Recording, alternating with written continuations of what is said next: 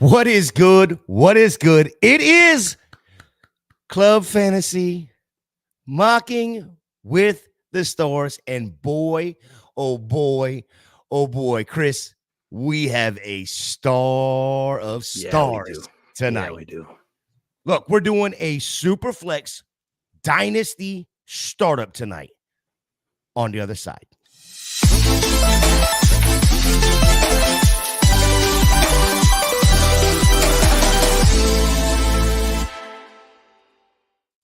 Man, oh man, oh man, oh man. When I say we got to start tonight, Chris, I mean we have a stud, a dude. Chris, before I get to him, it's Monday. It's Mocking with the Stars. How are you? I'm good, man. The NFL news cycle is slow, but as dynasty players, we are in the thick of it with rookie drafts and startup drafts. So I'm excited to dive into this mock with our star Gator. Yeah, before we dive into the mock, let me introduce him because he is, like I said, a stud in the industry. He does a lot of stuff over at FootballGuys. He's now I don't know what your title is anymore right now. Is it Dynasty, the head of Dynasty? I don't know what it is. No, Jagger. that's How Jeff. is it? That's Jeff. Jeff Bell is still head of Dynasty, but you're doing the Dynasty show now, right? Yeah, I'm just his co-host. I'm his Robin, or at least like more. It's almost more of an Alfred because I do like the boring shit, like edit the audio and upload it, stuff like that. And you're wearing the bow tie, hanging out in the background. Okay, all right. Well, there is some news that came across. I guess about a week and a half, maybe 2 weeks ago now.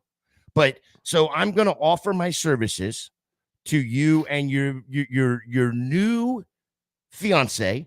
I can be your ring bearer. I will bring it. I just need to know where we're going for the wedding.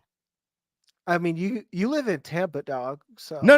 I live in Georgia. I live in Georgia, but I have an airport right here. I have an airport right here. I'm ready to fly anywhere we go. Well, I'm out then. Like I'm out. Like it's like if you got a beach, like Mexico is hour away. Yeah. Okay. Yeah, Mexico's surprisingly cheap, guys. Like one reason I vacation in Mexico, you spend a little bit on the top and you're spending nothing for the rest of the trip. So that's like and they supply all of the booze in the hotel room. You don't got to go to the bar.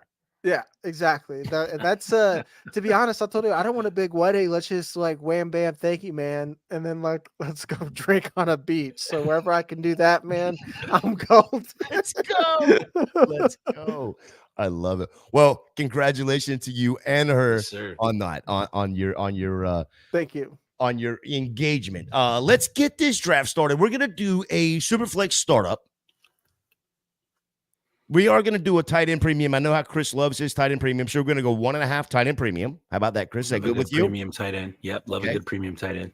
And the one thing that I am putting in every single one of my drafts now is that third round reversal.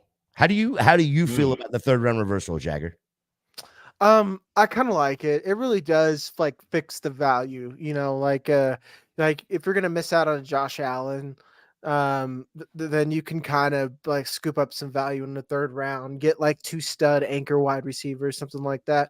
What it sucks though is it does take the power away from the top 5 picks. Cause like before I like if and I don't want to spoil it till I get there, but I would like to trade back for only a couple of specific players. Otherwise I'd rather stay in that tier, but it really takes that power away.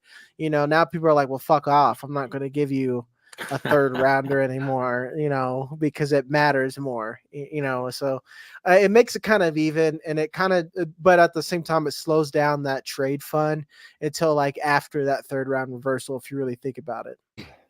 Yeah. Chris, have you noticed that over the last, 2, maybe 3 years, or even if you're in the back end, or let's say you're in that 5-6 range, right? Trying to trade that third round and that 5th round, try to get back up into that first round to secure that second quarterback and still hold on to your second round pick to maybe catch a top end wide receiver.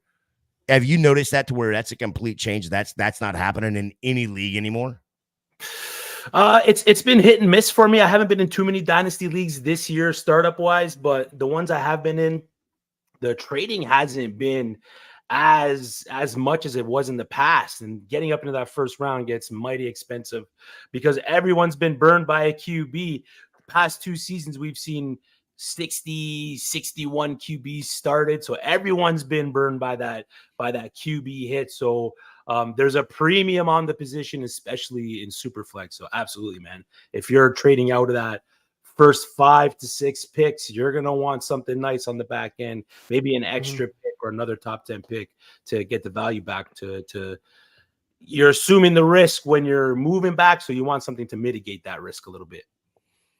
There you go. It's like, and it's like, and it's almost not even worth, some people try to trade you a future first. I don't even think it's worth it in some cases because that startup pick is so valuable. You're trading a stud essentially for something that might be Quentin Johnston or, Yeah, well, I guess I was referring to the question more of the sense of you're still holding that 5-6 pick and getting that elite top end quarterback, right? You're just trying to get to maybe get the 3rd and the 5th and maybe add on a future first to get back into the top 10 or so. Yeah. To add that second quarterback. So you're getting 2 of the top 10 picks, and that seemed to have, that was a fad for 2 or 3 years, but it seemed to everybody seemed to catch on to that pretty damn quickly that now I'm just giving you 2 of the elites and that's not happening anymore. Right. We got Ricardo jumping in. Mexico is in the house. So I think he's ready for Jagger to come down and hang out. Just come hang out at the beach and drink. I'm here for it. That's right. That's right. Well, you're fixing to be on the clock here, and we have 5 quarterbacks straight off the board. 3rd round reversal. Equinox loves the 3rd round reversal.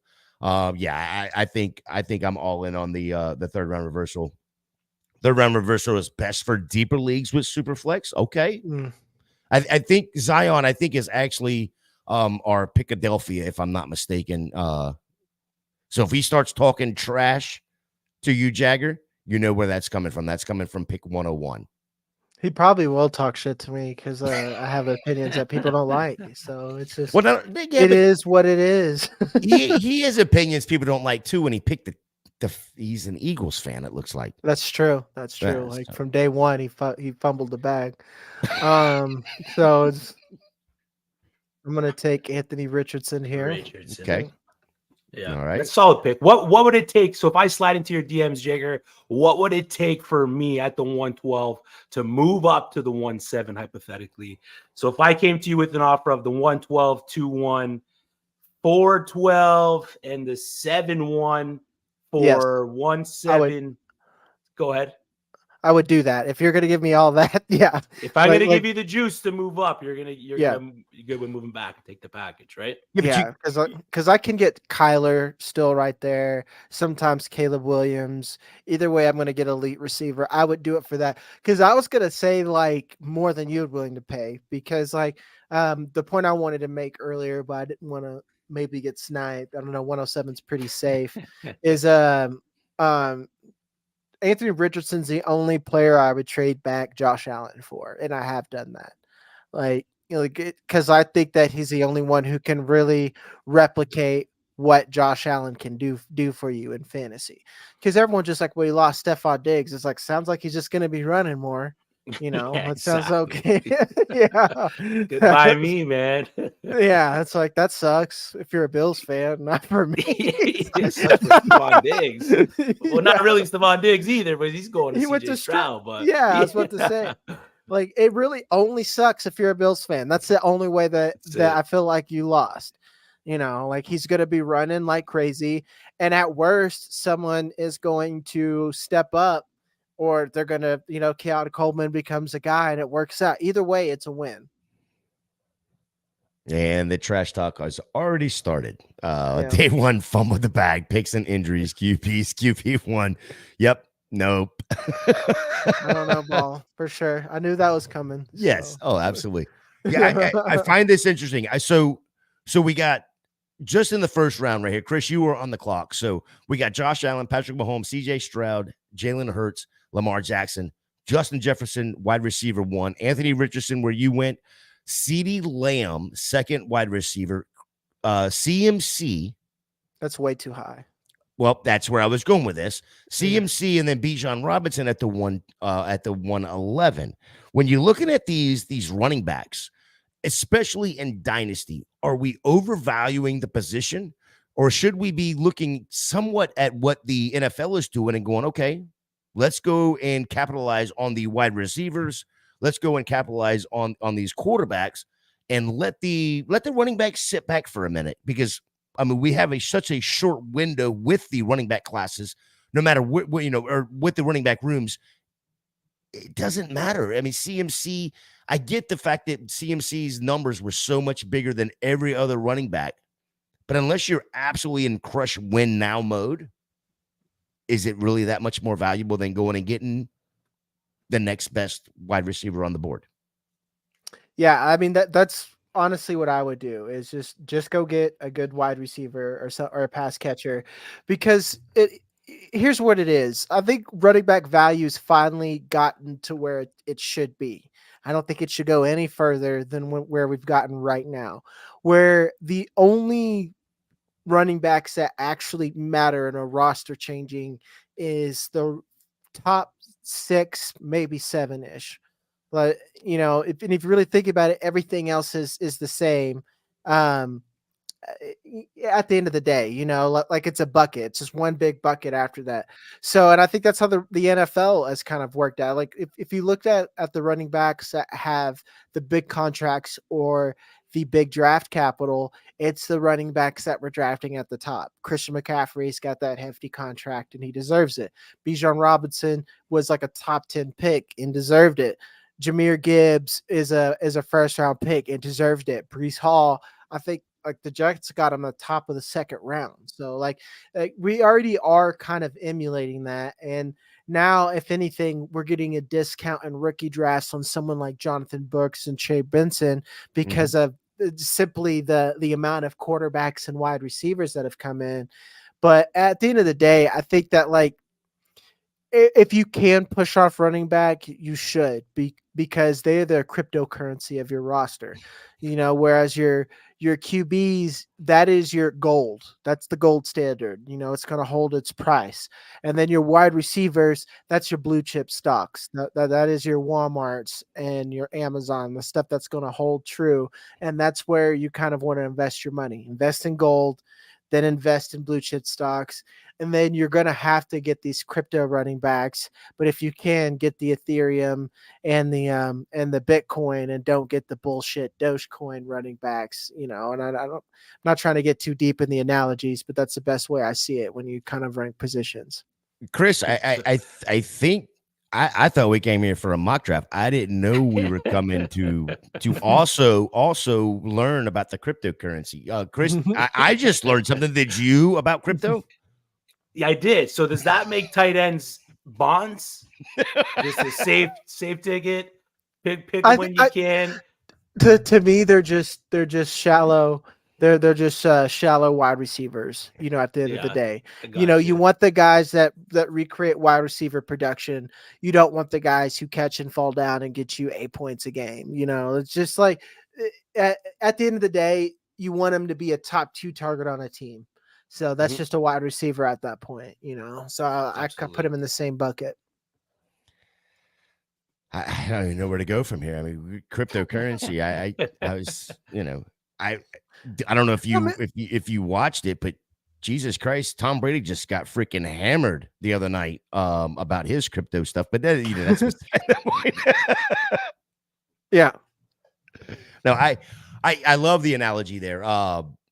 Let me finish the round 2 real quick, because there's a couple questions in round 2 that I have popped up here. We have Joe Burrow. I'm sorry, Kyler Murray was the Chris's 12th pick here in the first round. Joe Burrow to wrap the start the second round.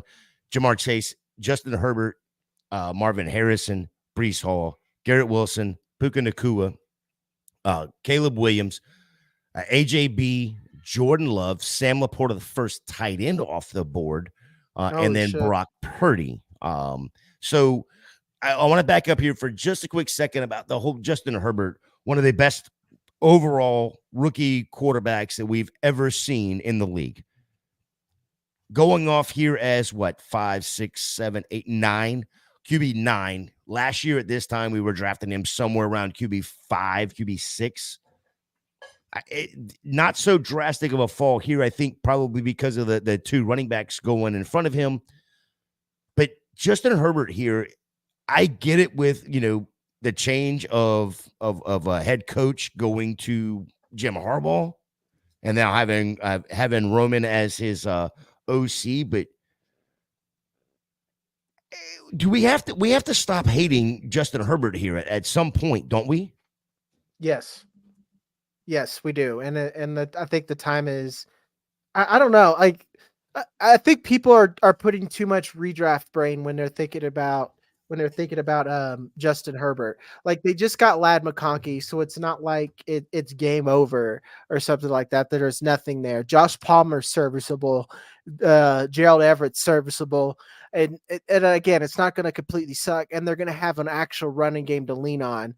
So to me, why not just take the discount now or get him as cheap as you ever can and quit letting them slide? Because if anything, you're going to be set up next year a lot better. I mean, like, they are a free agency pick, a trade. The wide receiver draft next year isn't too deep, but theoretically they could get somebody then. It doesn't make sense, to be honest. And again, people forget that we're playing Dynasty, Muted, Gator. Yeah, I knew it. I looked up and I saw $5 in the jar. Man, I tell you what, here it is. That's like I put more money in that than I do in the curse jar at home. That's ridiculous. I mean, what Jagger just said is absolutely 100% true. I think and I think that's just one of the reasons I wanted to do a startup, Superflex Dynasty startup, is because I wanted people to start using their brains a little bit more in the sense of get off of the rookie talk for just a quick second. Know that there's multiple way, you've got multiple things going on, but make sure you change the thought process, right, Chris? Yeah, you have to stay fluid in the draft because you're going to have to work the way the board is going to hand you the picks and who's giving you what. I'm picking at the 12. What's going to fall to me at the 12? Luckily here, I was able to get to, pretty good quarterbacks. Joe Burrow last season in startups was going in the top end of the draft. Getting them at the 2-1, I felt was pretty great value. So you always got to stay adjusting to the draft board and what's falling down, and then how your team is built at the end of the day. Yeah, yep. I think there is a Jagger. Let me ask you this. Let me ask you this question in this direction. When you sit down on a startup, no matter where you're picking, right now you're picking from the 7 spot, but it doesn't matter if you're picking from the 12 or the 1 or the 7. Going in, is there a strategy to start with, number one, outside of knowing it's Superflex, knowing it's tight end premium? Is there a strategy to start with? And at what point do you go, okay, my strategy has to change because of what's fallen to me, what my picks have been, and now I'm a win now or I am a complete rebuild? Honestly, it's right about now. Right about now, I'm kind of like my big bucket of players, like thinking about tiers, is starting to dry up. So I got a couple guys on the board that I'm hoping may fall to me, and then if not, I got to pivot. Like let's say like I took wide receiver and tight end, my quarterback. That's kind of going to tell me, because I have a young tight end and I have a young wide receiver. I'm playing Jazz right now. I could still go win now with this build, and then depending on what comes back to me, I might have to rebuild depending on what dries up. So honestly, right here in this range is when I'm kind of making those decisions. And then earlier, I was kind of in the mode where I was going to be I was going to be changing my plan because the build I had now, with the exception of Kyle Pitts going so early, is going as planned. Like, because I'd mock as much as anybody out there. Get Anthony Richardson. Probably going to fade QB a little bit because a lot of these wide receivers and running backs have pushed QB value down now for the QB2. So get those high upside pass catchers and tight end. And then now coming back around, I could kind of make a decision. See, like, homies Shia LaBeouf over here is going to do a bully tight end, so that like checks that off the board. I'd never do a bully tight end anyway, but like right now is when I'm kind of eliminating builds that I'm going to do at this point, if that makes sense. No, that makes perfect sense. Chris, are you in the same mindset? Is it round 4 or 5 for you as well? Yeah, because usually when I'm approaching the draft, I got a dead set strategy where I'm 2 QBs and a young stud tight end right off the bat. As you can tell, Kyler Murray, Joe Burrow, and Kyle Pitts, only because in future drafts, it's one of the hardest positions, in my opinion, to build out of. If you're not picking at the top end of the draft, you're most likely not getting a stud quarterback. And then the tight end is, I mean, we've been lucky, guys. We've been lucky the past 2 seasons to be able to get these rookie tight ends that have come in and produced for us. So that's 4, 5, 6. I'm going to either hit the running backs that fall or a decent wide receiver that comes my way. You can see that some wide receiver 2s on these respective teams have been picked already, while some wide receiver 1s are still out there. So I'm going to be hitting up those older vet wide receivers in these mid rounds. Yep.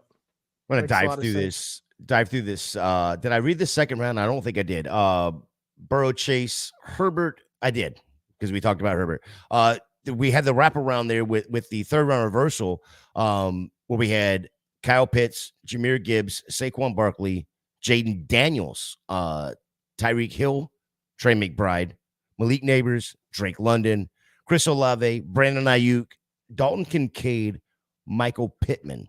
They're in the third round. Tight end question here is, when you're looking at these tight ends with Pitts, Kincaid in this range here, we throw McBride in.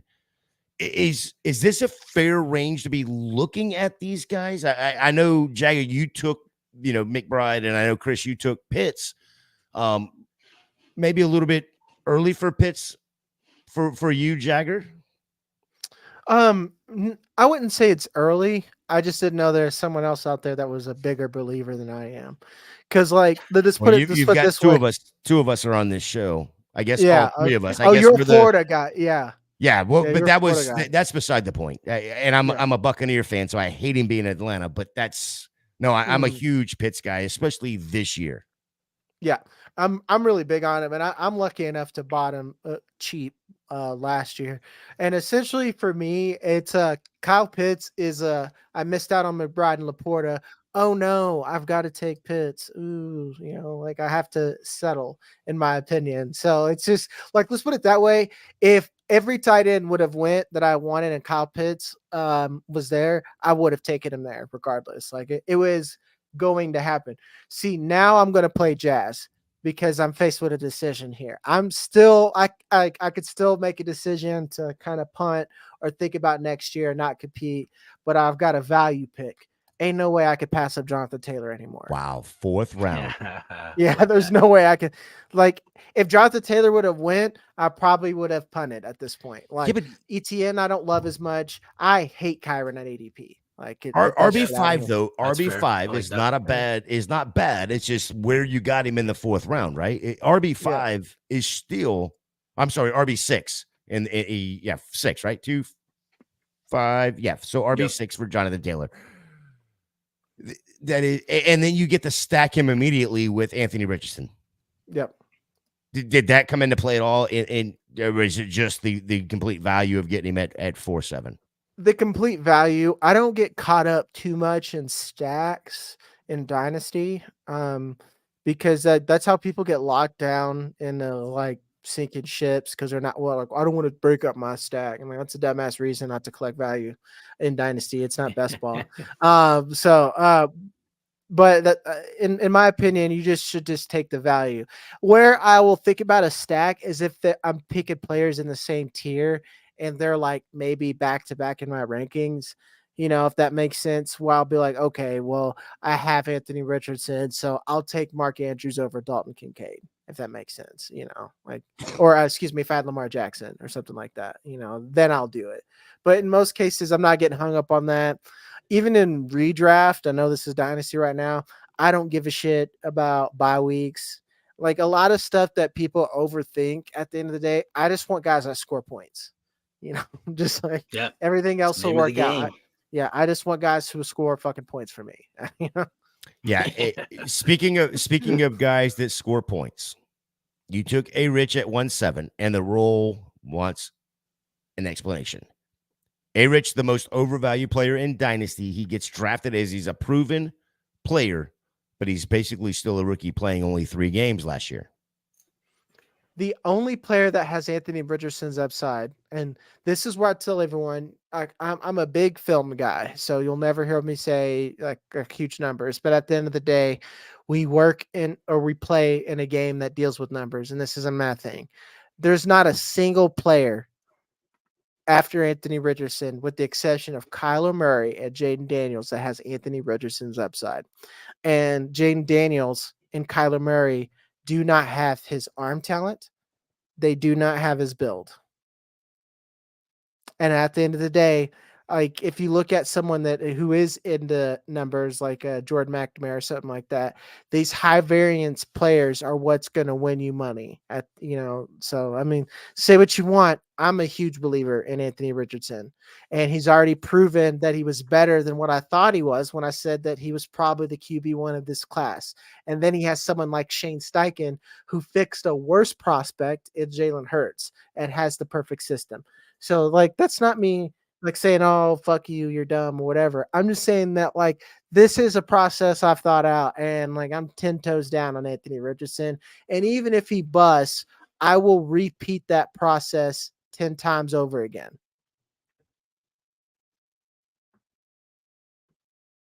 Like that. I think you're on mute, Gator. Mm-hmm. That's another one. Another $5. Yeah. Damn it. There it goes. More money in the cookie jar. Zion coming right back at you. Damn, JT, I mean, not a bad pick. Sit on the couch with you this season. He'll keep you good company. Jagger. And what is this Philly guy is coming at you tonight? Oh, okay. Okay, whatever. I'm on Twitter, bud. This is yes.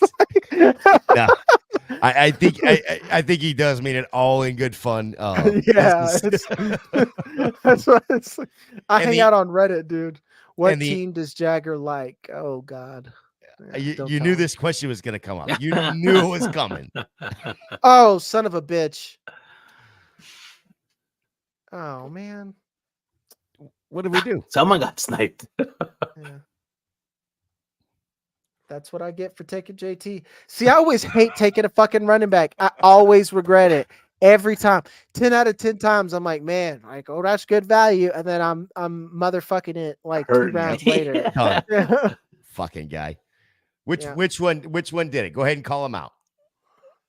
I mean, it was multiple. I got obliterated. I wanted Goff or May. Like it was, or Dunze. That was the top of my queue. So now we're gonna see. Now people I've lost all my leverage. Now I'm doing like crazy shit. There you like go. I'm about to draft JJ McCarthy. Like, round 5, and Jagger is on tilt.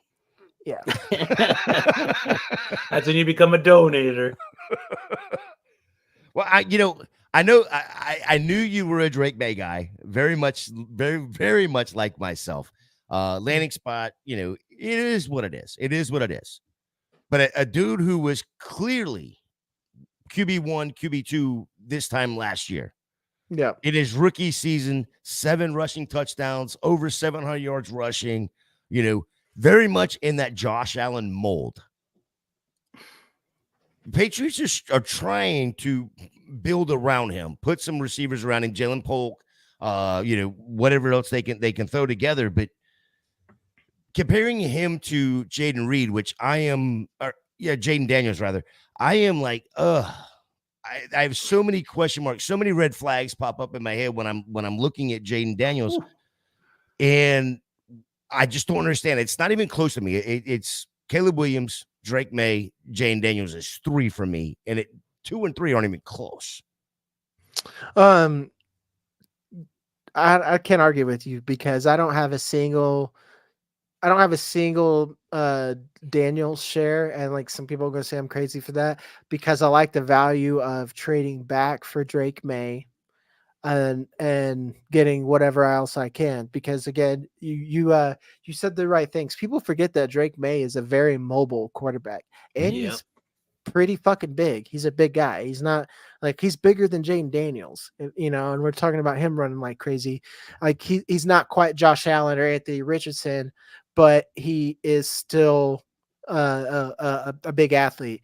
And then on top of that, I don't like it when people helmet scout too much, because Gerard Mayer was on that staff, but the offensive system that came in is the Cleveland Browns offensive system. It's not whatever we had then. So like, to me, it's a new game. We're not doing the Patriots way anymore. They're doing shit like paying players. Like we kind of got to get that out. We got to get that old mindset out. I'm not saying that Drake May's going to come in right away and be good. I'm just saying he's not going to suck because of Bill Belichick anymore. It's just like I always tell people to not let old coaches make decisions for you still, or don't let old quarterbacks like Desmond Ridder is making too many decisions for people in fantasy right now, meaning that, I don't like Kyle Pitts, or I'm worried about Pittsburgh's offense because of Arthur Smith. That's actually, Arthur Smith is the one thing that I like that they did this offseason. I actually like Justin Fields too, but they bring in Russell Wilson. Like Arthur Smith was bad at personnel. He wasn't bad at scheme. He wasn't bad at drawing up plays. Desmond Ridder just fucking sucked, and he didn't put Bijan out there enough. Bijan sucked, and that's why Tyler Algiers excelled, right?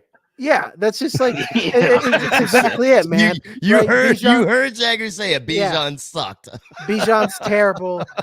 Get him off your team, and you should trade him to me specifically. Like, I'll take him off your hands for a 4th and a 5th. I'll give you 2 picks. It's a deal, bro. Oh my good Lord. John McGlynn checking in with you fucking nerds. Thank you, John. All in good fun. All in good fun, Zion says. I like to call this draft the Philly special. Just messing with the draft. And then John's got to poke a little bit more fun at you here. Jagger handed me JJ McCarthy at the 110 in a Superflex rookie draft a few weeks ago. Buying him everywhere at that one price. All right. For one, it's 2 G's, Mr. McGlynn. And 2, show him the trade, because I feel like I got a lot of value, because I'm pretty sure I ended up getting Adonai Mitchell and then Ricky Pearsall with that pick. And then, like, again, Ricky Pearsall is a first-round wide receiver, and that is one of the strongest indicator of future fantasy production, and a guy that I thought is an absolute fucking baller. So good for you for getting JJ McCarthy, but don't shit on what I got back in return. I don't even know if that's what I got, but like, I know I got the value. It sounded good. It sounded so good. God, I love it. Well, yeah, I'm glad you brought up JJ, or I'm glad John brought up JJ. But going from Jim Harbaugh's system, to the Kevin O'Connell system, right? Who we know wants to throw the ball 600, 700 times a year. I guess going to the left or throwing to the left is JJ's weak side. But going to the right, throwing on the run to the right, everything to the right looks good. Going into that offense where you've got Justin Jefferson, you've got Addison, you've got Hawk when he gets back, you've got what we presume to be a stud at running back, at least right now, and Aaron Jones coming over, who we know loves catching the ball. Isn't JJ McCarthy somebody that you should be targeting if you have a Justin Jefferson or a Addison or even a Hawk on your team right now? One thing you didn't even bring up is that out of all the quarterbacks, he is in the best situation. And like, he may not start right away, They may put Donald out there, and like not being able to throw to his left. I'm pretty sure he's right-handed. I have to look that up. That is super common for young quarterbacks because to throw to your left is to throw across your body, and then let's say if you're running, you have to re-square up. That is something that's pretty common and probably fixable, and he is in the safest system. Josh Dobbs is doo-doo. He looked pretty good for a couple games. And that's my point. He looked pretty good because he was in a very good system. Like that's what I'm saying. Like when you put these guys in a good system, they're going to set them up for success. And I'm not calling every quarterback a system player. I'm just saying that like sometimes you get thrown into a Frank Reich system and then you're Bryce Young, or then you get put in a Bobby Slowick system and you're CJ Stroud. I mean, it's nature versus nurture. Both things are important. Like it could be in your nature to kind of just fucking suck and you're never going to be good, but you have the potential to be good. And then you're put in a shitty system. And then you're like, oh wait, I woke up and I'm Mac Jones. It is what it is, Chris, what do you think about the whole JJ McCarthy going to Minnesota? I mean, fit perfect, right? Is he going to be able to get in there? Yeah, as for a best fit, I think Caleb Williams kind of landed best fit in terms of what they're going to ask of him first year, second year, and so on. My worry for JJ McCarthy is, did the Minnesota Vikings do enough to address their defensive woes so they don't ask too much of a guy that, as some see as a project quarterback? You don't want your rookie quarterback to be put into situations by his defense where he's got to go out and win the game or be down 21 points early, 17 points early. It's just not a recipe for success. And the mental part of the game is a big part of it as well. So if he loses that confidence early in his career, JJ McCarthy can end up being a burn pick. But one of the most important things is in Minnesota that the coaching staff seems like it's going to be there for a long time. Whereas Jaden Daniels on Washington, that coaching staff doesn't seem like it's going to be there for a while. So that could be another thing that hampers rookie development. Mm-hmm. Yeah, there's just looking at the time, there's no way this draft is going to only go an hour. Everybody's taking like every second. So it's rolling along. But we are now into the fixing to make the 6-7 turn here. Zion has this question for all of us. Here's a question for everyone. Do you think Hawk will actually be as good without Kirk Cousins and the fact that he got injured?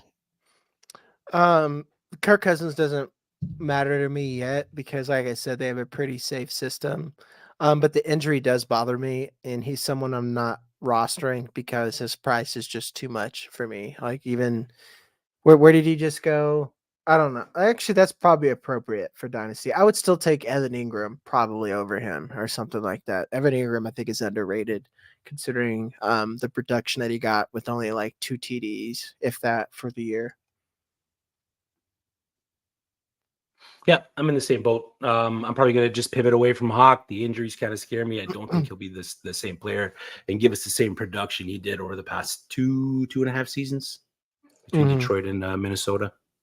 Yeah, I'm taking Hawk everywhere I can take him in best ball, but I'm getting him in like the 16th round. Right, I'm not messing with him in a startup. But to answer your question there, Jagger, is he went at what 64 overall. Mm-hmm. What tight end 5, 6, 7, 8, tight end 10, tight end 11, somewhere in that range. That's probably appropriate, and it's like to me that's build like I'm not quite sure if it looks like they're competing now. So I don't know. Like you really got to figure out what you're going to do in the future if anything happens with your team. Let's say like Lawrence is still shitty, which I don't believe. Like I think Lawrence is a good quarterback. If anything, Doug Peterson's a problem. But let's just say he has a shitty season and then Kyron does what I think he does. So you got a tight end that's not going to be good until the back half of the season. And now what? And you're gonna try to move him after his and let's say like again, if he comes back slow, that's just gonna sink his value further, in my opinion. So I don't know. Yeah, 2 picks later from Hawk is JSN. And I'm wondering kind of what Steve's doing here because he's going straight six wide receivers here. But JSN overall 66. Not to keep talking about rookies, but last year this was the wide receiver 1 in rookie class, right? And okay, maybe the landing spot wasn't the greatest with DK and with Tyler, whatever. But sell me on why he's going to be better this year, number one. And where do you have him ranked, Jagger? Because I had your rankings pulled up a minute ago. I know where you've got him ranked, but let the people know where you've got him ranked and where they can find your rankings, first of all. And then why is he going to be better this year compared to what he was last year? It's on FootballGuys.com is where my rankings are, but on there they're actually kind of messed up and we're working on that. So let me go to my personal ones. I got the spreadsheet after Control F. I think I'm more bullish. I should have put that in the private chat. That way you were a little bit ready for that, right? There you go. I actually have him ranked 34 right now. It's actually pretty low. And for me, it's we just have too many fucking receivers right now. That's all I can there's just too many receivers right now, man. Like it's hard for me to rank him above DJ Moore, Like it's hard for me to put him above even T. Higgins right now because there's so many passes for T. Higgins. How am I going to put him the closest I get weird is like Xavier Worthy. And I'm still taking Xavier Worthy right now, probably because he holds more value. Stephon Diggs, I probably really want Ladd McConkey. That's where if you just play that game, it's hard for me to see where I could put Jackson Smith and Jigba any higher. With that being said, because it's hard to rank him higher, that's why I think especially in a rebuild, he's a buy. Because Tyler Lockett, guys, like we always do this. We're like, well, he's still good. He's still good. People get old eventually. And it just every year, it just like I couldn't sell Tyler Lockett for Dontavian Wicks or like a third right now. That's how much his value is. So if you're already kind of ranking him in that sense, we already know that he's old. So why aren't you trying to buy someone who is cheap right now for the simple fact that there's no production to really rank him higher than anyone else? If anyone can buoy themselves, it's JSN, if that makes sense. So that is both why I have him so low and why you should buy him, because he probably won't stay that low. Zion agrees with your first take earlier about Ingram being a better pick than Hawk. Which I 100% agree with. I mean, just the touchdown upside and what Ingram's done over the last, year and a half, 2 years. It's just been amazing. Chris, going back to JSN, where do you have JSN in your rankings? I don't think anybody has him as a wide receiver 2 right now. I know I'm right out there, right on the fringe of the wide receiver 2. I love the system, the Husky system that they're going to bring up to Seattle. That's going to fit JSN well. If he can get into that Jalen Polk, Jalen McMillan position on that offense, JSN could find a good role for fantasy managers and eventually be into that wide receiver 2 talk. Maybe even top end wide receiver 2 talk if he can get the targets in Seattle. So, I mean, I'm buying the value right now for JSN where I can get him. Yeah, I if you could get him right, you have to be able to get him at good value. Is this 6th round, 66 overall? Is that good value? I've seen him go later in drafts. I think it's pretty good value right there.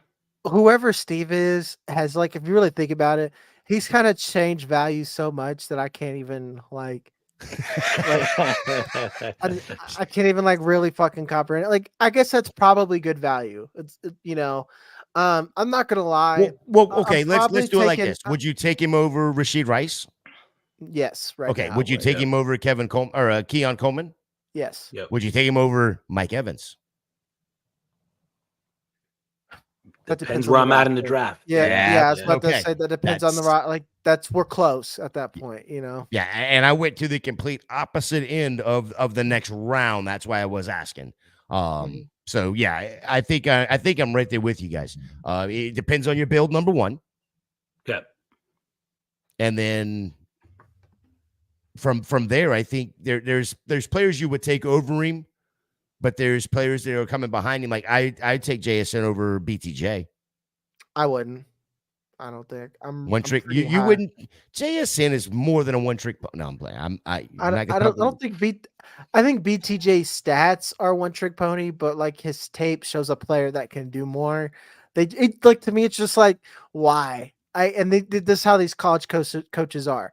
Why would I do more when I have these two mega athletes that I could just fucking chunk it to against and I got a quarterback with a live arm, so that makes sense to me. I do want to go back on something that you brought up because Chad just brings this up in the chat here. He says, why is everyone assuming JSN passes Lockett in the pecking order? And I don't know that JSN ever passes Lockett in the pecking order because that's not, yeah. You said that, we're always going to, every year we're going to be expecting this guy to fall off. And when I say this guy, we're talking about Lockett. I don't think he ever falls off. He could be 35, 40 years old and still putting up these exact same numbers. And JSN is still going to be behind him. I'm being a little drastic. I get it. Jagger, don't roll your eyes at me ever again like no, that. I'm not rolling eyes. I'm just saying that I'm at the point to where to his point is I think that both things are true. I think that JSN can pass him up, and I think that it is just as likely that Lockett just ages out. That's what I'm saying. Is just like Lockett is at the point to where he's going to age out. It's not going to be that JSN is going to pass him up. He's just going to eventually play out his contract and probably just retire. That's just where I'm at with it. So that's why I said that JSN, we're buying him for next year, maybe. And hoping that we see a little bit more than what we saw at the beginning of this year and more to what we saw towards the tail end of last season. Excuse me. We will see less of what we saw at the beginning of his career and more what we saw at the tail end, because he came in injured. That's another thing. He came in with a wrist injury. So I think two things are true, essentially, that we're at the point where Tyler Lockett's probably going to age out before anything because he's got an old man game. And I don't know when his speed is going to die. So I don't know. That's when it doesn't die. When is? Come on, Steve. Are you mad that there's he took another running back? There you go. Still the only QB. Yeah. Who needs a QB? He is building the team that he's going to be the first guy everybody's on the trade block, right? Yeah. That's exactly what I was going to think. He's drafting value, and then he's going to try to trade. To be honest, I don't see that working as quickly as people think, because it's so you don't have any leverage at that point, I'm like, well, fuck you. You need this QB, Put yourself into that position. Yeah. The other side of that coin is when you sit here and we can talk about it all day long, but when you look at all the quarterbacks off the board right now, outside of the studs up at the top, now we got Levis coming off of this last round.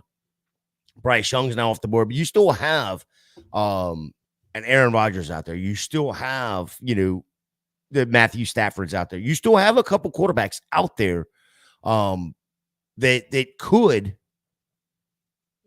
if they get back to Steve, they could produce for at least for a year. Yeah. Not if I double tap at the back end right here. Sorry. Well, that's the nice thing about mocking, right? Is you can actually, as they say, table talk and not worry about it, right? Put Steve in a jam. Put Steve in a jam. Let's see how you do it. Here is something that I might do. I might do this. Like you said, fucking someone over. He's lost off. See, now he's losing all of his value. We had another QB go. Here's where you legitimately, I would take a QB like Bo Nix, some shit that's gonna start or something, and just so I could trade it to him.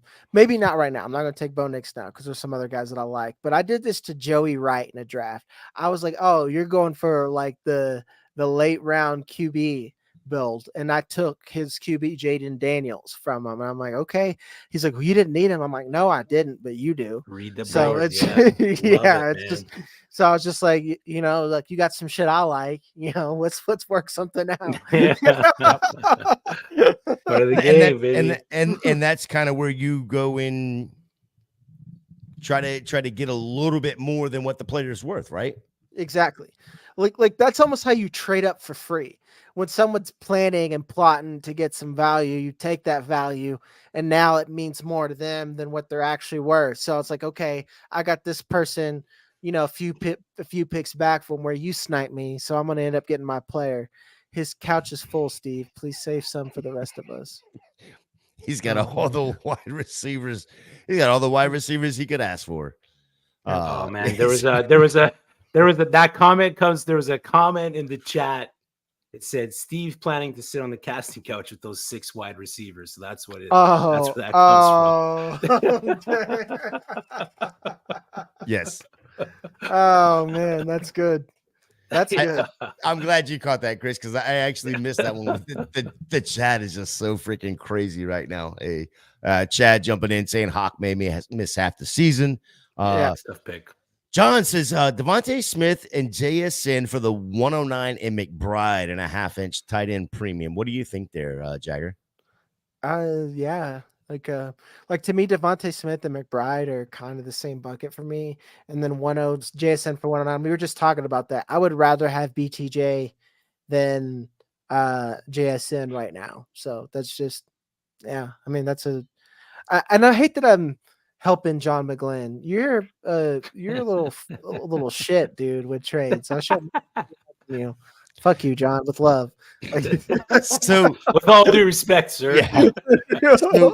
So John does a bunch over there with Fantasy and Friends with Chris, and then he suckered me into joining this 32-man. Oh yeah, your own, you know, your team, and now me and Chris are in this league with John, and yeah, ha, John. So yeah, but it should absolutely be a blast. And I have the Jaguars of all freaking teams. So the one player that I hate out of this draft with a passion being BTJ, and there it is. I knew it was coming. Mm-hmm. We are suckers. Yes, John. You found us. I have BTJ on that team because of the Jaguars, and John did that shit on purpose. The cheapest top 16 upside. I know he's on a new team, but I love the system that they've put in. Keenan Allen. I can't pass up on Keenan Allen right here. Like no matter what my roster is, I'm going to take Keenan Allen, and at worst, let's say that like I'm not in it and I need to like tear down. I don't believe in ripping apart a roster. I might tear down, get a little bit younger or something like that. Don't sell all your shit for picks or something like that. That's craziness. And that's a way that you're going to be in the forever struggle. But if I'm going to tear down, yeah, like Keenan Allen is someone that I'm like, man, if I don't need him this year, I can go get value on like an injured player or something and trade him straight up. That's because like undoubtedly someone and multiple people in the top 5 rounds are going to get injured at some point. And then you're just trying to get that value. That's when I tell people to rebuild, go get injured, suspended players. There are young guys that like Roma Dunze, who's probably going to have more value next year than he does this year. Go get people like that. Like people that want to rip apart and sell craziness to get younger. That's how you're forever collecting value and never collecting any return on your investment. You know, don't mean to spark that debate, but like it is true. Like you should win eventually. You know, or at least try to. But no, yeah. I like we can sit here and have the debate all day long. Is Keenan Allen a value? But in 9-6, he's a freaking value, right? Yeah, he's going to be something this year, and like you just said, no matter what your team is doing, he's always going to be valuable for a trade. Yeah, and Keenan Allen's my wide receiver 3 in the 9th round. Think about that. and realistically, Well, that's he's because you probably took my Jonathan Taylor in the 4th. I mean, yeah. he Like, could be your wide receiver 4 at this point.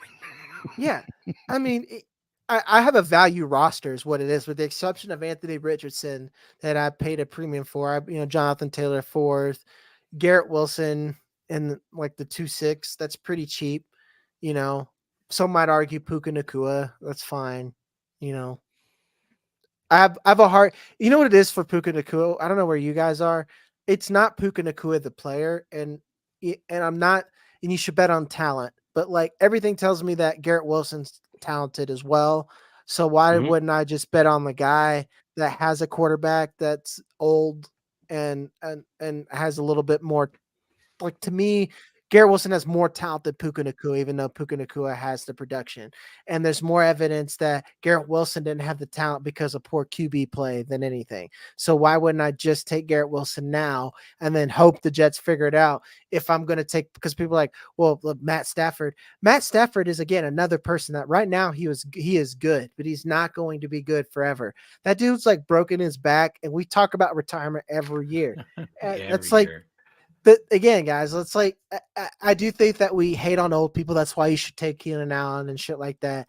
But I am worried about age at some point. Like, people fucking retire, guys. They retire. Not everyone. Like, I think Tom Brady's like broken our brains with QB play. Like, I said this with Matt Waldman earlier, man. That like essentially at this point now, what people think that people think you should constantly chase out outliers. Tom Brady, I feel like, didn't eat a carb or like gluten for like 6 fucking years. Like he's just not like Tom Brady's barely a person, let alone like you're just comparing him to other football players. It's just some wild shit, like Brock Purdy. Like, again, I like Brock Purdy's value. I'm not shitting on him as a player, but like everyone's like, cool, he's the next Tom Brady. I'm like, let's slow the fuck down. Get a ring. A ring. And then we'll talk. Ring. Yeah. Wow, John McGlynn is on top of you tonight. Keenan Allen is a ticking time bomb of dynasty value. He gets injured, he will die on your roster. I mean, but it's the 9.6. Yeah, it's like the 9.6 though. Like, that's what I'm saying. And that's exactly why you picked him there, because he is that ticking time bomb. If you move him before he goes off, then you're passing the buck there. It's the hot potato, but it's a time bomb that could not go off. And we forget that it's May. His value is going to be the same up until that first snap, or if something happens in training camp, or someone says, well, Keenan Allen looks slow as shit and he showed up fat or something, like, until we get something like that, like, his value is going to stay the same. So, like, essentially, I might start shopping Keenan Allen immediately to get other value with first other highlight people. video. Yeah. Oh yeah. Yeah. That first one-handed catch from Caleb in the corner of the end zone, Jagger is gonna float that carrot and just be like, ding, ding, ding, ding, ding, ding, ding. And he's like, and like you said, he's a ticking time bomb. So, like, I'm not expecting a first rounder, but like, I have Trey Benson, so that doesn't count. But like, if someone had Trey Benson, I'm like, hey, like, give me Trey Benson. Like, that's like, fuck yeah, I'll do that 10 times out of 10. See, we let Steve showed up fat. Yeah, you know what I'm talking about. The Eddie Lacy camp video. Where, I took offense to it because I thought I took offense because I was like, oh, he just went right after my guy in Tampa. Yeah.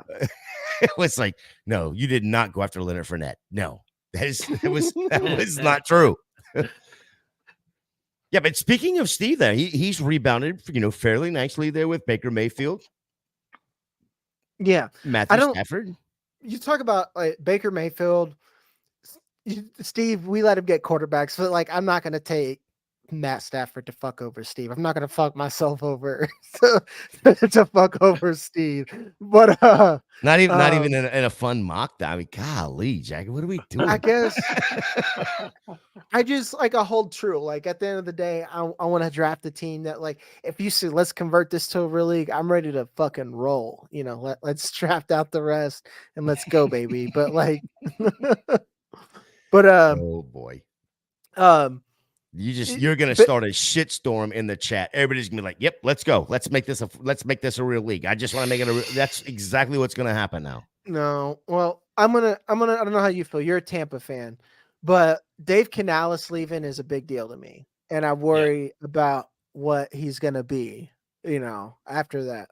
Cause I tend to follow the offensive systems. Like in my experience, the offensive system tells as much about a player's production as the player themselves, because we've seen time and time again that good players get looked over in bad systems, Yeah, I'll give you my quick take on Canales. I think he's a great coach. Mhm. The fit in Tampa was not there. You could see that throughout the year.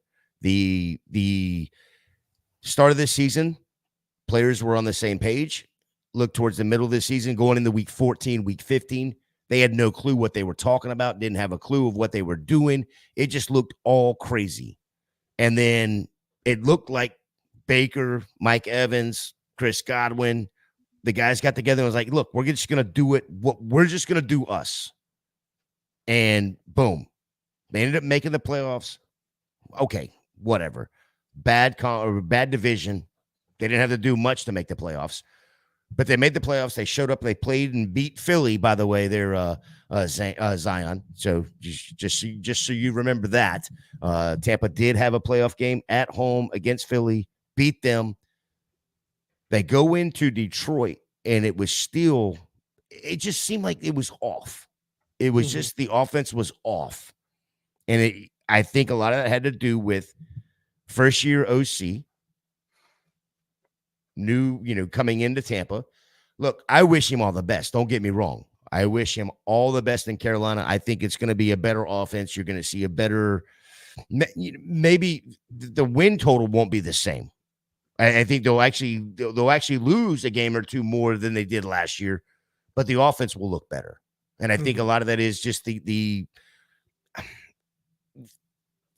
bread and potatoes of Dave Canales not being able to get with Baker Mayfield and Mike Evans to make what could be a good offense. Yeah. And you think and you definitely think it was Canales and not Baker, like a little bit Baker. Just like I don't think it was him 100% because the offensive line sucked too. No. It's never just one person. It's never just one. That offensive line was absolutely horrible last year. But when the offensive line is as bad as it is, you can't sit there and say, okay, well, let's run a 21 gap up the middle. That just doesn't work. Our offensive line's horrible. Yeah. And then nobody's blocking when it's 3rd and 7, and everybody knows that it's going to be a pass. But what do you want Baker to do? Yeah. I mean, and like you said, it's multiple people's fault because if they had a running game, it would have helped a lot. Because like that was a lot of that system too. Is like you need to work through the running game, and that's why like I'm not sure if Rachaad White sucks or not, because like everyone will give you like rushing yards over expected, but that's kind of like a fluky stat within itself. Because like how many yards could you really fucking expect behind that offensive line? Like to me, it's more telling about everyone involved. Everyone, like Canales, Mayfield, Rachaad, everyone who got production, because like I think they had one of like the bottom 5 offensive lines when it came to run blocking. And when that's a huge function of your offense, it just makes me wonder. And here's where I'm curious. I almost want to take Justin Fields here because I want to bet that Russell Wilson is cooked. I know a lot of people hate Fields, but like now it seems like a value. And I'm trying to decide between him and Dontavian Wicks. Let me go back to your point real quick, because when you look at the draft, that's why I love what Tampa did in going and getting Graham. Yes, I do. I agree with somebody that can play all 5 positions across the board. Yeah. And it sounds like Tampa's going to use him at least at first at center, which is a huge hole that Tampa had after losing what's his damn name? Can't even think of it now. But anyway, since he got injured and is now done, having Graham there, but he can also play any other position on the offensive line. You still got Tristan Wirfs there, so you're going to be solid on that left side. I think Tampa's offensive line is going to be a little bit better. I think you're going to, with Liam Cole in there, you're going to see a better offense. I do not think that Rachaad White is washed. I think he's better than what's been shown, because again, I do too. I think he's a lot better than what the stats show, because a lot of adversity. Yes. Well, that and no offensive line. I mean, it's just been bad. Chris, how you doing over there, buddy? You've been quiet for a minute. Me and Jagger been I'm over just here, listening to the Tampa talk. As a Saints fan, it's poison to my ears. It makes me want to rip my eyeballs out. Yes. But you're a Saints fan. How you doing? Man, you want to talk about it? Go off. You want to talk about a franchise, the Saints? When are the Saints going to figure out that they're not ready to win? Oh, I've been dying for them to pivot. When Cam Jordan shuts his damn mouth. Yeah, it's that tough. team is fucking frustrating, man, because it's just like you guys went out and got Derek Carr. Like the moment they did that, I was just like, fire Dennis Allen, like fire everybody. Just like they should have fired Dennis Allen before they got Derek Carr. Yeah, dude. They're hard to fucking look at. Yeah, every draft I walk out, I'm like, all right, I'm disappointed. They picked some guy in the first round they've never even heard of. But this year, I kind of felt like, they addressed some needs that they needed to address. So they're kind of working that way forward. Kubiak there as the offensive coordinator. I'm excited for that. So I'm looking for the things that the Saints are going to do this upcoming year. Now, it's gonna come down to Derek Carr whether or not he can get it done, but I don't think that he can get it done. No, Derek Carr sucks, man. He stinks. He is not good, man.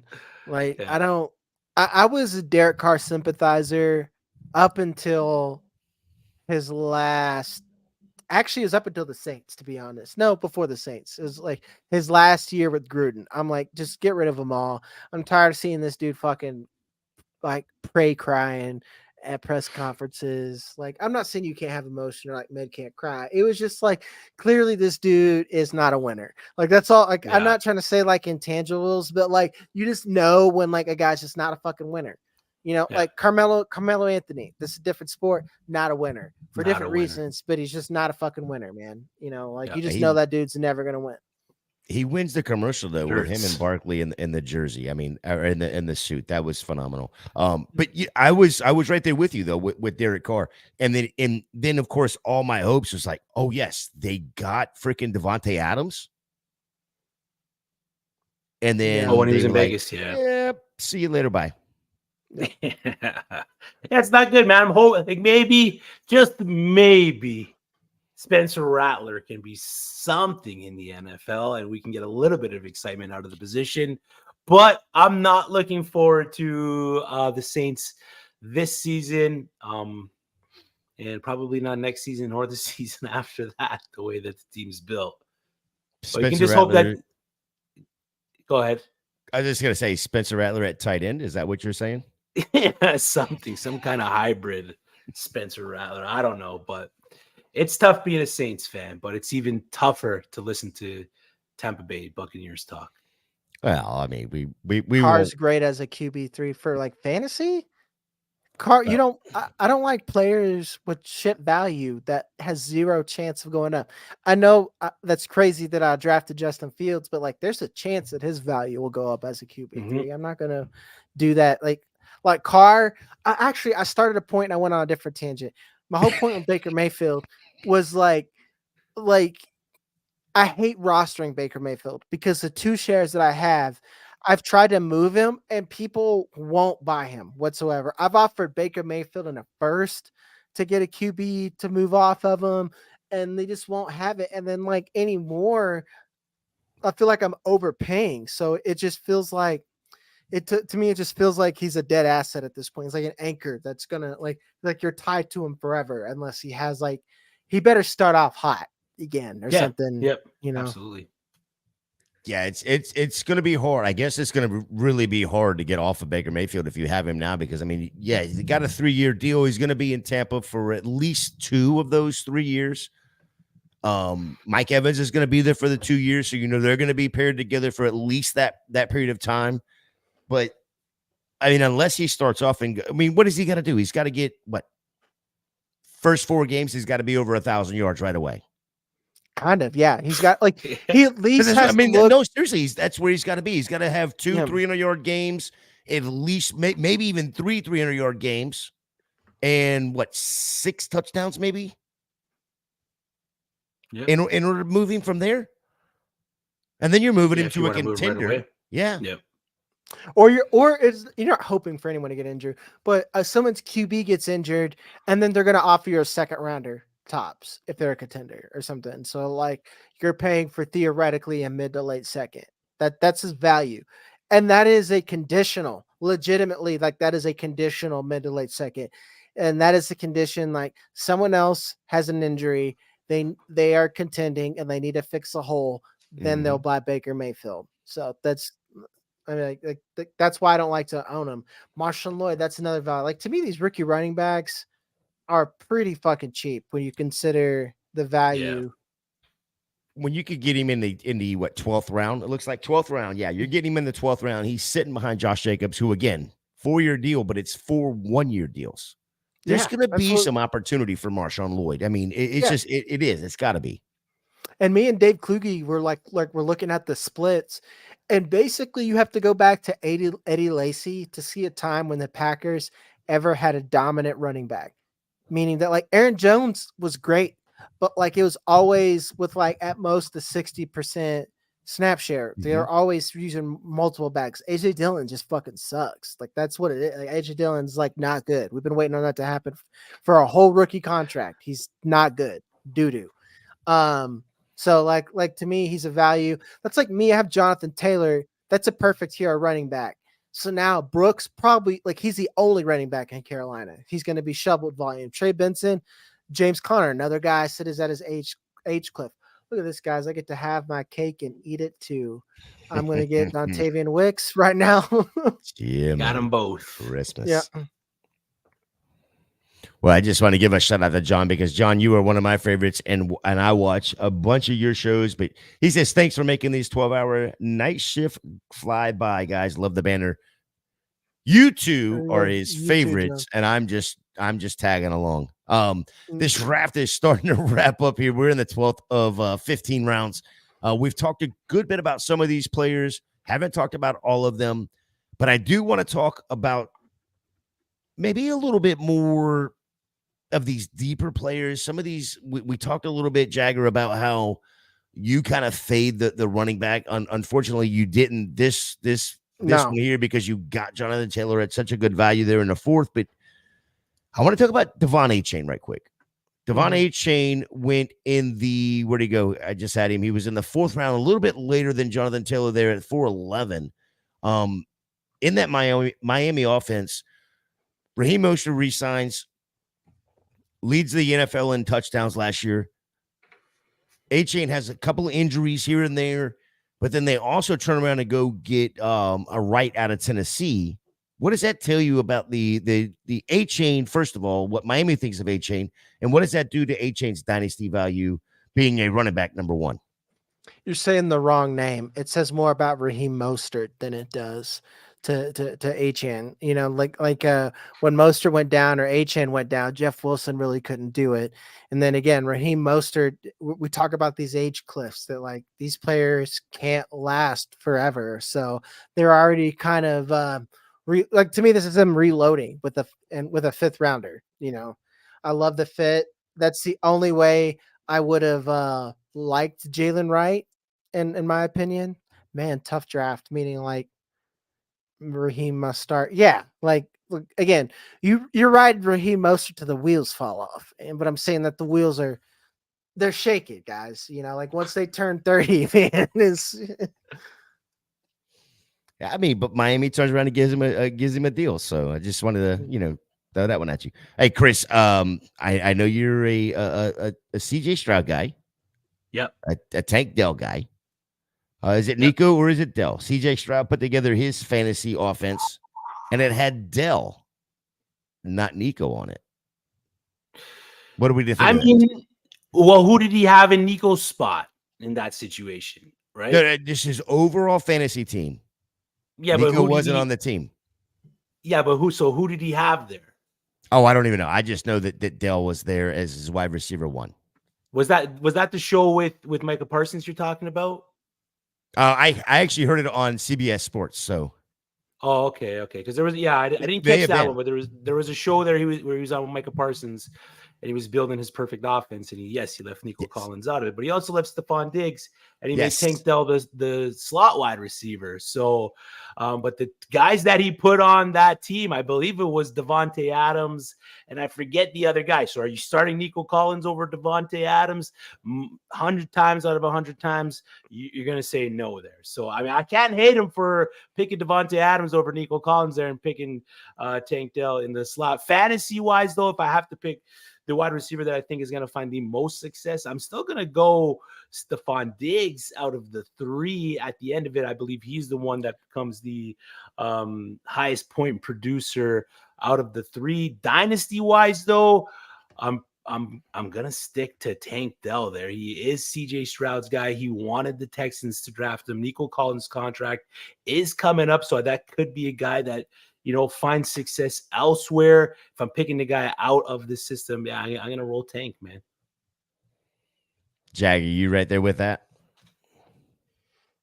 I don't know, man. I know that I don't know. I know that's crazy. I feel like it's illegal Tank for Dell's you to ask me that. Yeah, like Tank Dell's the guy because he's been CJ's guy. He's the reason why that he got drafted. So, the reception perception numbers of Stephon Diggs and the tape, because I've looked at it, he's lost a step, and people when I say that he's lost a step and he's tiered down, he's gone from like the elite to like pretty good. Like he's still like pretty good, like, and he has like a specific usage now, and unfortunately, I think that's as a slot player. So it's kind of like, where does that leave Tank Dell sometimes? Because like technically Tank Dell, I didn't really look at his alignment for the most part, but like he can play a little flanker, but ideally you want him working out of the slot. Like in my opinion, Nico Collins has the only clear defined role because he's the only X guy. So like out of anyone, that's the only one that I really want, because that's the only one that, at least in a football sense, I could conceptualize that he's going to have a consistent role. Because like, as much as we want to say it, like, you have to have someone at the X position. Like you can't just roll out a bunch of flankers and slot guys, So I don't know. It is difficult to understand. Yeah, that's who I was thinking about, was the Giants. I was like, we saw what that looks like, and they try to fix it with Darren Waller. How fucking stupid was that? Oh, not great, Bob. Lord. Not good, Bob. Not good at all. Wow, it's Russell Wilson finally off the board. Interesting. 2.5 rounds after his backup. Currently. As your QB3, that is good value and I had him in my queue. I was gonna take him. Like it's super flex. I'll roll with 4 quarterbacks, and I'm probably gonna trade one of them before week 5. Well, especially since you have Field, so you'd have both. You'd have your handcuff just in case, right? Yeah, if something happens, and if nothing happens to McCarthy, like if he doesn't start. So like honestly, we're at the point where a lot of the values kind of dried up, and I'm kind of like, I never think you should draft for need and you should take value, but we're past that point. We're in like the doo-doo realm of shit. So like, I'm probably going to try to target Sam Darnold at some point later in the draft to make sure. And I might take him a little bit ahead of ADP where everyone else is, depending on what's on the board, for the simple fact that I want to secure, make sure I have a whole QB room. So I'm at least putting up points. Cause like, again, guys, I don't believe I'm probably not going to, I don't have a winning roster, but I have pieces with value that I can at least buy some stuff and shit, and to make me compete, or I at least have a good foundation. Cause like I said, I have Anthony Richardson, Garrett Wilson, Trey McBride, Jonathan Taylor. That's a good foundation. I consider Jonathan Brooks within that foundation as well. So like to me, I can roll in, and if I'm not competing this year, I'm for sure have a solid roster going in the second year of this Dynasty League. So I'm not in that continual cycle of the productive struggle. Right. Absolutely. 100%. And the reason I wanted to bring up Justin Fields and Russell Wilson is if you want to hear what Hoove, who has now joined us, Chris, I don't know Hell if you know yes. this. Hoove has joined us. Hoove TV has joined the club. Yes, so sir. he was on Dynasty After Party yesterday, and he compared Justin Fields to Wheezy from Toy Story, like sitting up there on the shelf, like that little toy that was like, I want to be. I remember the little too. penguin. Yeah, the little penguin guy. Yeah, I remember. That's Wheezy. Yes, that's who that is. Definitely go check. Not just for you, Jagger. You need to check it out as well. But everybody in the chat needs to go check that show out from yesterday because that was absolutely hilarious. Hoove is that dude. Oh my Lord! Look who shows up. Not on time, but he's here. We got the Joey right in the chat, calling for his co-host right here, Jagger. Hi, Joey. I'm surprised you're awake right now. You're not right. like, It's 11:20. Yeah. What is he doing up this late? Yeah. Maybe you know what? That might have been an auto. That might have been an auto response. Yeah, he's probably just put his kids in bed. No, Okay. I'm messing with Joey. I love Joey. Who's gonna be my personal Mr. Relevant? I need a tight end too. I'm gonna go with Hunter Henry. I know that sounds gross. Okay. So. Yeah, sure. It feels gross. It doesn't feel good. To be honest, I don't like any of these tight ends. Like I'd probably might go Tucker Graft and Luke Musgrave, but like again, I think that Hunter Henry is going to get a lot of targets because he's the only one in the Patriots' new offense that has a defined role, and Alex Van Pelt uses the shit out of tight ends. Like if you look at the Browns, I passed out with the burrito in my hand watching wrestling. I don't think that he woke up in time. I don't think that's a lie either. That makes sense. It's probably not a lie. It's not. It's Monday night. It's Monday Night Raw. Monday Night Raw. Like I knew. Yep. Yep. Yeah, that's not a lie. That's definitely. I mean, I would never think that anything Joey says is a lie. To be honest, I don't think you can come up with that. I'm not even lying. I don't think you could do that. All right, we're gonna wrap. We've got to wrap this up because Joey has now got a burrito in his hand. It's way past his bedtime. But he had to wake back up to come and hang out with us, which we absolutely appreciate. Good Lord. All right. Jagger, what do you got going on? Where can the people find you? Because they have to. You're going to get like probably 10. As soon as the show goes off, you're getting 10 follows. I guarantee it. I'm not going to guarantee You find me over at Football Guys. I'm hosting the Dynasty Show with Jeff Bell. We just started a new channel because we grew too big for all of us to be on one. So we're rebuilding that now. So go give us a sub whenever.